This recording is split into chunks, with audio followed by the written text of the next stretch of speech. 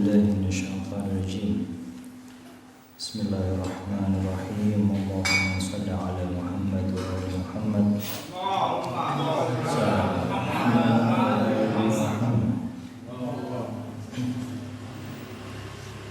اللهم صل على محمد وآل محمد.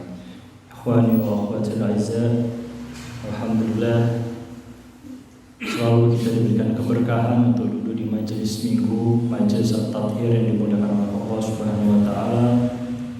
Kita selalu berdoa, kita selalu mengawali majelis-majelis kita ini dengan niat kita untuk tathhir atau mensucikan, tazakka atas semua yang pernah kita bahas sebelum-sebelumnya, bahwa orang yang paling selamat bukan orang yang paling banyak hajinya, bukan paling banyak amalannya, bukan yang paling banyak puasanya, paling banyak zakatnya, tapi yang paling sering untuk mensucikan diri. Qad aflaha man tazakka wa qad khaba man dassaha. Selalu kita hadiahkan sebelum kita memulai majelis ini, utamanya kepada kedua orang tua kita, baik yang masih hidup maupun yang sudah mendahului kita, guru-guru kita, sanak saudara, teman-teman yang mungkin pernah bersama kita, wabil khusus Ustaz Husain bin Abu Bakar Al-Habsyi, guru mulia kita Ustaz Ahmad Rusdi bin Zain Al-Idrus. Allah yaghfir lahum wa yarhamhum wa yu'li darajatan fil jannah wa yataghashshahum bir rahmati wal maghfirah. Al-Fatihah wa qablaha salawat. Allahumma salli ala Muhammad. Allahumma salli ala Muhammad wa ali Muhammad. Allahumma salli ala Muhammad wa ali Muhammad wa ajil farajah. Bismillahirrahmanirrahim. Ar-Rahmanir-Rahim. Ihdinas siratal mustaqim, siratal ladzina an'amta 'alaihim ghairil maghdubi 'alaihim waladdallin. Alhamdulillahirabbil alamin. Bismillahirrahmanirrahim. Alhamdulillahirabbil alamin wa bihi nasta'in wa ala umuri dunya waddin. Shalatu wassalamu ala asyrafil anbiya'i wal mursalin sayyidina wa habibina Abil Qasim al-Mustafa Muhammad وآل محمد وآل الطيبين الطاهرين المعصومين سيما بقية الله في العالمين. رب اشرح لي صدري ويسر لي أمري واحلل عقدة من لساني يفقهوا قولي. إخوان وأخواتي السلام عليكم ورحمة الله وبركاته. Alhamdulillah, perjumpaan kita kali ini masuk di bulan Rajab, bulannya Allah, Sya'ban bulannya Rasulullah, dan Ramadan adalah bulannya umatnya Rasulullah. Kita dalam 3 bulan ini terus menerus selama setiap tahun kita dianjurkan untuk sunnahnya berpuasa, amalan sholat-sholatnya, sholat raghaib setiap malam Jumatnya, bulan Rajab. Nanti akan kita temui kelahirannya Imam Ali di bulan Rajab, 13 Rajab, juga di bulan Sya'ban, nisfu Sya'ban, amalan-amalan nisfu Sya'ban, juga kelahiran dari Imam Mahdi ajallahu farjahu syarif. Dan semoga Allah balaghna Ramadan, semoga Allah memberikan panjang umur untuk kita sampai bonus bulan Ramadan tahun ini insyaallah. Dalam seluruh kegiatan amal kita, yang paling selalunya kita harapkan, yang paling kita rencanakan, dan utamanya hampir setiap manusia takutkan adalah saat-saat menuju kematian.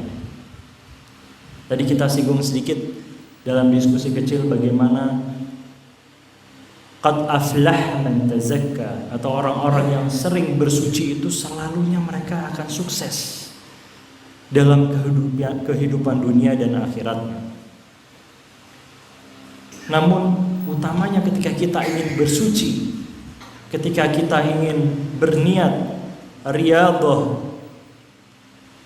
tarekat semua yang kita lakukan ini niatnya adalah untuk bersuci, yang pertama harus kita fokuskan adalah bagaimana kita mengingat kematian. Insya Allah akan kita bahas hari ini mengenai manusia dan kematian. Bagaimana setiap manusia ketika dihadirkan kematian, sebuah kata yang mungkin menohok kita atau membuat kita merasa lebih siap dalam menjalani kehidupan, atau bahkan mungkin kebanyakan dari kita malah semakin takut dan kita minta untuk panjang umur selalu dalam ketaatan kepada Allah. Ini yang akan kita bahas insya Allah, bagaimana manusia itu ketika dihadirkan kepada mereka kematian atau diingatkan kepada kematian. Akan kita mulai dengan salah satu perkataan Imam Ali ketika Imam Ali mulai berada dalam fase-fase ingin menemui Kholiknya. Salah satu kata yang paling umum adalah fustu warabbil Ka'bah. Bagaimana Imam Ali Amirul Mukminin menjelaskan fustu warabbil Ka'bah itu tidak hanya diartikan kemenangan bagiku, aku telah mendapatkan kemenangan, fustu warabbil Ka'bah, demi Tuhan Ka'bah. Tapi fustu warabbil Ka'bah juga diartikan dalam salah satu ulama terminologinya adalah bebas. Wallahi aku telah bebas. Ini bagi kita mungkin agak sedikit counter logic, agak sedikit membingungkan. Bagaimana orang ketika mulai masuk ke dalam satu alam namanya kematian malah kerasa bebas. Fustu warabbil Ka'bah juga diyakini adalah salah satu hal yang membebaskan Amirul Mukminin dalam belenggu dunia yang begitu syadid. Kalau kita lihat, kalau kita pelajari lebih dalam apa makna kematian yang sesungguhnya adalah sebuah kebebasan yang persis diartikan sama seperti manusia yang berada di alam rahim ibunya, bebas masuk ke satu alam yang namanya alam dunia. Begitulah perumpamaan yang diinginkan oleh Amirul Mukminin ketika menjumpai kematian, ketika menjumpai al-ma'ad, bahwa sebenarnya kita ada di dunia ini sementara. Kita yang ada di dunia ini kurang lebih 9 bulannya bayi yang ada di dalam rahim ibunya. Hanya perjalanan itu lebih dipanjangkan. Ada yang 10 tahun, ada yang 50 tahun, 80 tahun, 100 tahun itu. Wallahu a'lam, Allah yang paling tahu mengenai umur setiap manusia setelah melewati alam rahim.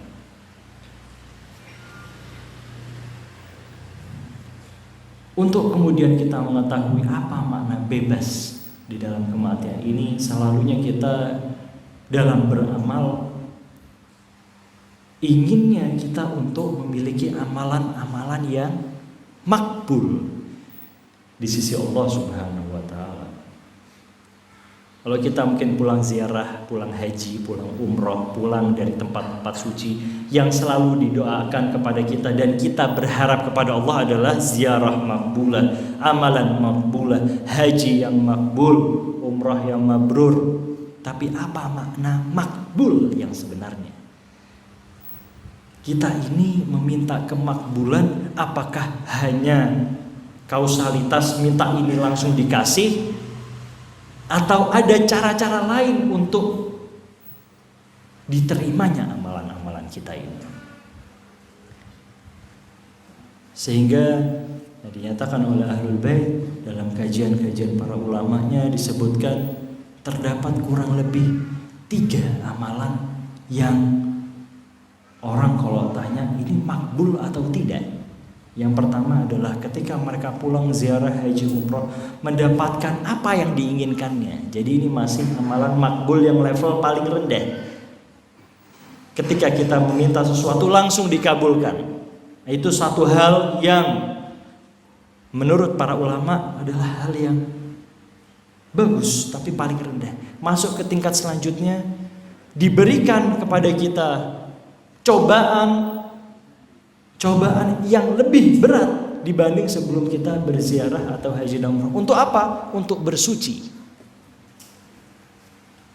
Jadi step-stepnya ini, kategorinya ini, satu memang langsung dikabulkan oleh Allah. Oke, dapat semuanya. Yang kedua malah dicoba dengan ujian yang bertubi-tubi. Dites kita, ternyata amalan kita ini masuk atau tidak dalam haji, umrah, ziarah dan seluruh amalan kita, termasuk sholat kita.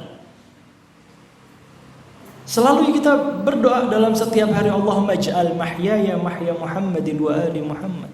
Dalam ziarah-ziarah Asyura, inni silmun liman salamakum wa harbun liman harabakum. Bukan ucapan biasa, bukan ucapan untuk kita hanya aurat, hanya untuk wirid-wirid kita setiap pagi, malam, sore kita, tidak. Tapi apakah kita siap mendapatkan doa, dikabulkan doa kepada kita ketika kita berdoa seperti demikian. Nomor 2 tadi kategorinya adalah diuji. Oke, Anda mulai masuk ke tahapan inni silmun liman salam. Diuji dengan ujian-ujian ahlul bait yang mungkin sepersekian persen dari yang diujikan kepada ahlul bait kepada kita. Apakah kita sanggup? Apakah kita siap? Naik kita ke level selanjutnya. Makbul yang paling tinggi kepada setiap manusia adalah apa? Mati. Bagaimana cara kita untuk bertemu silmun liman salamakum kepada orang yang kita cintai? Ingin surga, ingin semuanya, harus mati dulu. Nggak bisa kalau enggak mati. Jadi kemakbulan yang paling makbul dalam setiap amalan yang kita harapkan kemakbulannya adalah mati. Untuk apa? Untuk bertemu dengan yang kita cintai, untuk bertemu dengan orang-orang yang kita harapkan, untuk bertemu bersama orang-orang yang bisa mensyafaati kita, karena dunia ini sebentar. Jadi ketika kita berharap amalan-amalan yang paling makbul, ketika kita bersedih ketika ada orang-orang yang meninggal, ketahuilah mereka sebenarnya secara dalam hati yang paling dalam sangat sukacita karena bertemu dengan orang-orang yang mereka cintai. Nah, inilah sebuah kebebasan dari kebelengguan dunia yang sering manusia tidak dalami, tidak ketahui. Kita berangan-angan bahwa kita akan hidup selamanya di dunia ini, padahal kata Amirul Mukminin, an-nasu niyamun fa idza matu intabahu. Manusia ini sebenarnya tertidur. Tapi nanti ketika mati baru dia melek, baru dia tersadar. Di dalam Al-Qur'an juga dijelaskan lagi, bagi kalian yang ingin hidup lama, ingin hidup abadi. Kita ini kan kepengennya hidup gak mati-mati. Ada. Apa salah satunya? Salah satu ayat yang disebutkan adalah, sering juga kita baca ini di dalam amalan-amalan Muharram, di setiap orang-orang yang mengetahui bahwa kita mati syahid adalah bismillahirrahmanirrahim, wala tahsabanna alladziina qutilu fi sabilillahi amwat bal ahya' inda rabbihim yurzaqun. Ini counter logik lagi bahwa setiap manusia yang ingin immortal, ingin abadi, pengen hidup terus, Anda jadilah qutilu fi sabilillah, maka Anda akan abadi. Anda akan terkenang, bahkan Allah akan memberikan yurzaqun. Anda ingin hidup lebih lama, maka berusahalah untuk mati dengan keadaan syahid, yang akhirnya Anda ditulis, dicatat menjadi orang-orang yang mati syahid, sehingga kemudian diabadikan di dalam dunia dalam catatan sejarah. Wala tahsabanna alladziina qutilu fi sabilillahi amwata bal ahya' inda rabbihim. Tidak pernah kita melihat salah satu ulama terbesar, salah satu contohnya adalah Imam Khomeini. atau guru-guru kita, Ustadz Ahmad Rusdi, Ustadz Husain bin Abu Bakar, semuanya seakan-akan masih hidup di antara kita, karena memang yang diamalkan adalah sabilillah, yang diamalkan adalah seluruhnya jalan-jalan untuk Allah, ibadah untuk Allah, semua beramal untuk Allah, niatkan semuanya untuk Allah. Maka ketika Anda mati syahid, matinya Anda itu seakan-akan tidak mati, karena Anda immortal, Anda abadi. Hanya badan saja yang berpindah tempat. Nanti akan dijelaskan bagaimana ternyata ada satu tempat setelah di alam kubur. Jadi ini Al-Fakir rangkum dari kurang lebih ada 3 kitab, dan 3-tiganya ini salah satu ulama terkemuka, Ayatullah Najafi Kucani, yang meninggal tahun 1934, mati suri, kemudian diabadikan, dia tulis, hidup lagi, ditulis bukunya ini, perjalanan setelah kematian. Itu ternyata luar biasa, dan ini levelnya ulama. Bagaimana kita? Nanti akan kita bahas. Ternyata ada satu tempat ini yang memang tempat menunggu, manzil, untuk pos setiap orang yang sudah melewati alam barzakh, untuk kemudian menunggu apakah dia bisa mendapatkan predikat mukmin atau tidak. Masih belum selesai pertanyaan. Jadi barang siapa bagi kita yang ingin abadi, Anda ingin umur panjang, ingin gak mati-mati, ingin dikenal orang, qutilu fisabilillah.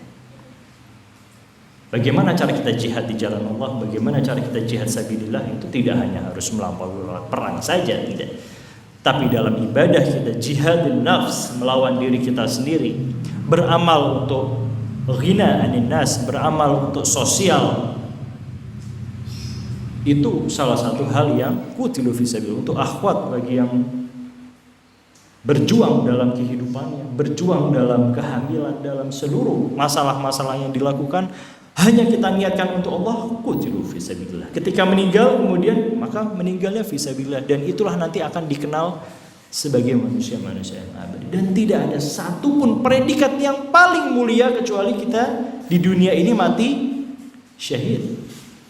Predikat apa yang paling bisa dikenal oleh semua sanak saudara kita? Banyak dari kita meninggal setelah kurang lebih 2 bulan, 3 bulan, 2 tahun, 5 tahun, lupa. Ada yang menikah lagi, anak-anaknya lupa.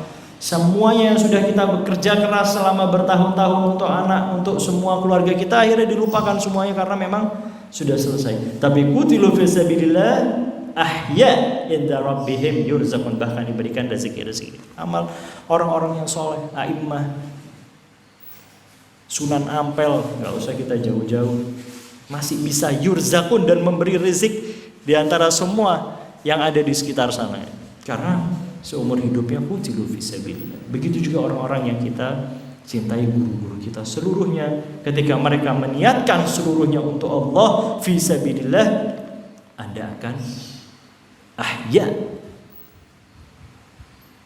immortal dalam kehidupan abadi. Hingga kemudian kita melihat kematian ini, kata Amirul Mukminin, tidak jauh. Dunia ini kurang lebih seperti tempat berjalan. Tempat kita hanya berjalan sepintas untuk akhirat yang menjadi tempat tinggal kita.